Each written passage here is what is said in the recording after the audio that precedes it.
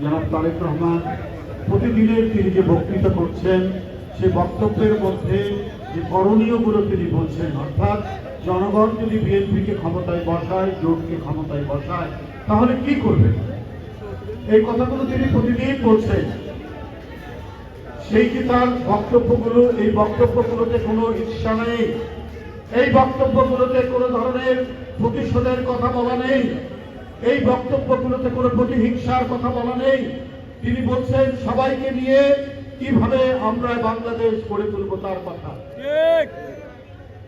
তার মা এবং তার উপরে 15-16 বছর এমন নিপীড়ন নির্যাতন হয়েছে অন্য কারো, আমরা যারা এই রাজনীতির সাথে জড়িত তাদের কারোর উপর এতখানি হয়নি।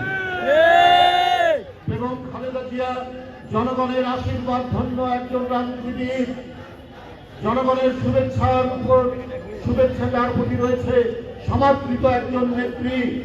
তারপরেও তাকে বছরের পর বছর কারাগারে থাকতে হয়েছে, তার চিকিৎসা দেওয়া হয়নি, তাকে কোনো ওষুধ দেওয়া হয়নি।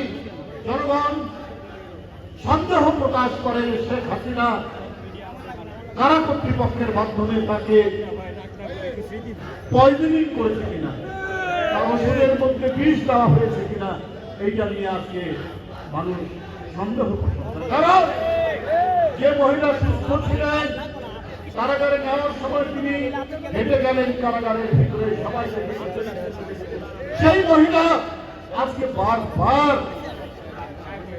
অসুস্থ হয়ে পড়ে। 3 দিন 4 দিন পর তাকে হাসপাতালে নিয়ে যাওয়া।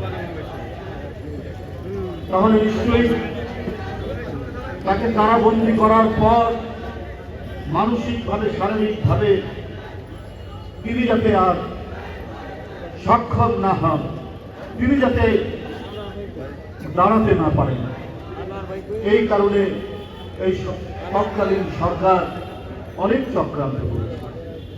আল্লাহর রহমতে অনেকখানি তিনি সুস্থ হয়ে উঠলেও মাঝে মাঝেই তাকে হাসপাতালে গেছেন। তো এই যে